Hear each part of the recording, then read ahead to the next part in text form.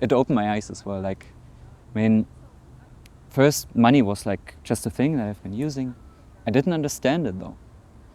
And then I started hearing about, okay, the debt ceiling, we actually spend money that's not there, and the economy is just made up of lies. So I was thinking, okay, money must be the root of evil, it's corrupting people. And I first was looking into a life, which is also kind of why I got into permaculture. A life where you don't need money kind of seemed like an utopia. Like, I don't think that people, societies can exist without money. And then I entered Bitcoin. It was first like I just wanted to make money in order to not having to live on with money anymore. Like, I just wanted to have enough to buy some land, build a house, and then live all money. So I discovered Bitcoin with the idea of getting rich, right? I think many people get into Bitcoin with that idea. But I learned really quickly, because it was also an interesting topic, so I started studying the history of money, like shelling out by Nick Szabo, or the sovereign individual, also going into prototype money. From that perspective, if you know how money actually came about, it seems like a very natural thing. Very, very natural. It's like money is a tool and it's a medium of communication.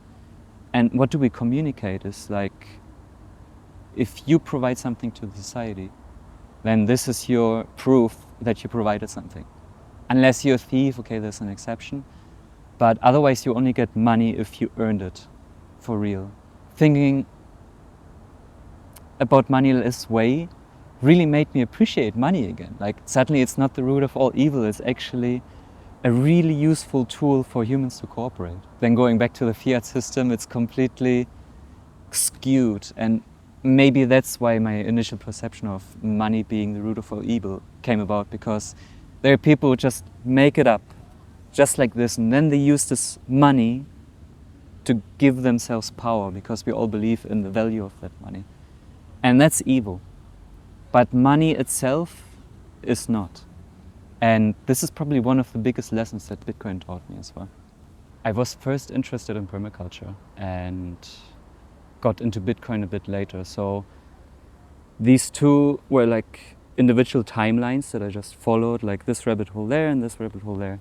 But then I started meeting some Bitcoiners who not only like Bitcoin, but who are also kind of interested in permaculture. And we like just vaguely like just saying those phrases like, yeah, Bitcoin and permaculture, they're kind of similar. But it was not enough for me. Like, I felt that there is somewhere like a parallel connection between those two. So I just needed to write it down for myself. So I looked back at the 3 ethics and the 10 principles, like just going through them one by one. It's also an exercise that I really like to do, just to go on a little tangent here, is to take the 10 principles and apply it to anything. Like, apply it to cooking, apply it how to then run a restaurant or a business. It's really fun, like what comes out of that. So I did exactly this with Bitcoin. Was like looking, okay, try to store energy and hold it like in the highest energy state possible. And that's exactly what stacking sats is, right? I mean, money in a purest abstract form is energy as well. Like, they are not equal, but if you invest energy and you get paid in money, then you hold monetary energy to then get somebody else to either give you something that also had energy cost behind it, or to do something that he expends the energy for you. So money and energy are like the same thing. I guess if you go into quantum mechanics, I mean, time is also money. Time is money is energy, is like this triad. So that was the first thing that I immediately noticed. Permaculture is a way to become self-sovereign. You don't have to rely on anyone if you want to. And the same with Bitcoin. Like, you suddenly are in control of your own money. There's probably the strongest connection I can see between Bitcoiners and permaculturists. Like, self-sovereignty is 10x towards the normal person. So yeah, I just went through the list and checking all the boxes. There were some things that didn't quite make sense, for example, to reuse and recycle. And I think we're not there yet quite in Bitcoin with the mining hardware and yeah, the electronic waste. But I guess we'll figure this out at some point soon as well, how to make this more energy friendly, environmentally friendly. Waste no energy is the same. Like, I mean, if you waste energy or money, then you're doing a bad job and you probably won't do it for long. At some point, there's nothing more to waste. You lost it all. And that's what I also like about Bitcoin, is like it teaches you to not spend it on bullshit and like just waste your hard-earned money.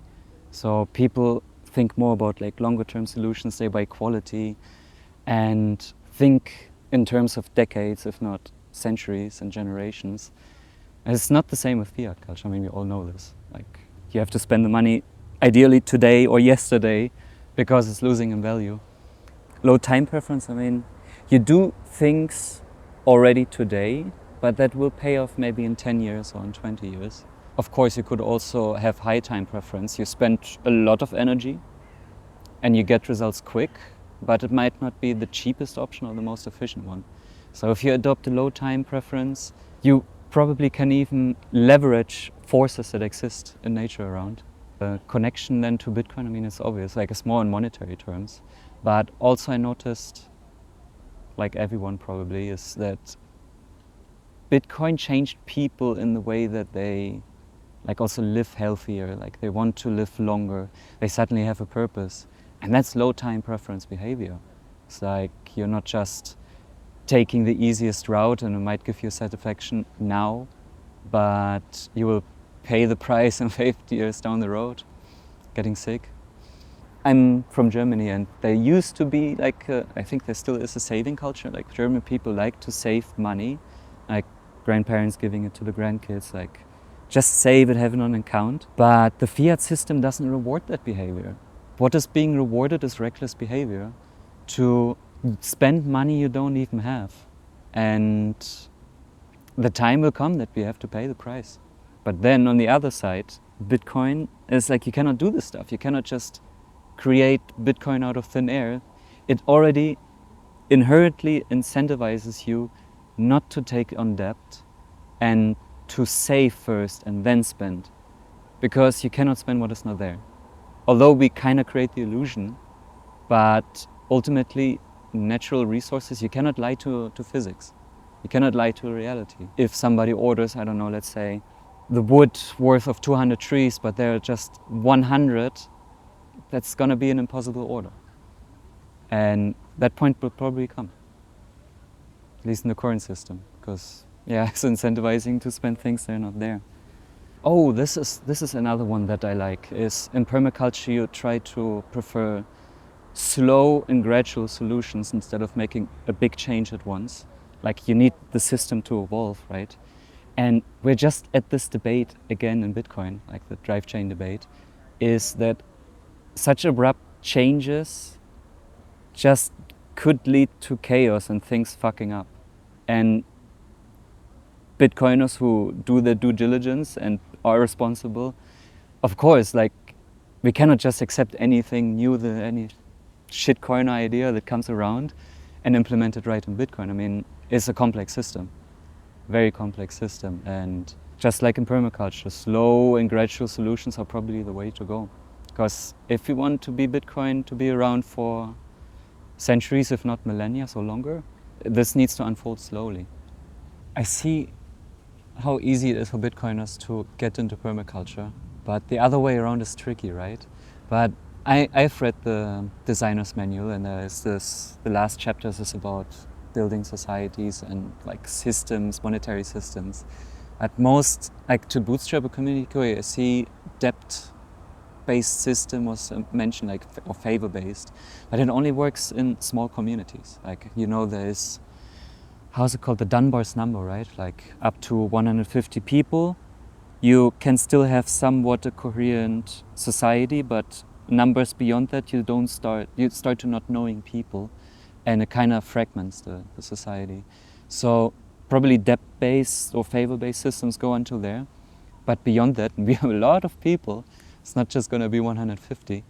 We need some sort of money, honest money, and that's where Bitcoin comes into place, because it's a money that is not political. There's no government behind it and nobody who can control it. It's kind of like a natural force, right? That is, of course, it's a human construct, but because everybody believes in the same values, it's working, and we all hold each other accountable that nobody can be cheated. And that's why I think if you need to scale globally, or even like in a national level, you need a money like Bitcoin. Now with Lightning Network and other layer 2 scaling solutions, it's even cheap to transact. So this argument of like, oh, if you do one Bitcoin transaction, you spend as much energy as a house in 2 weeks, and it sounds just awful, you don't want to use Bitcoin.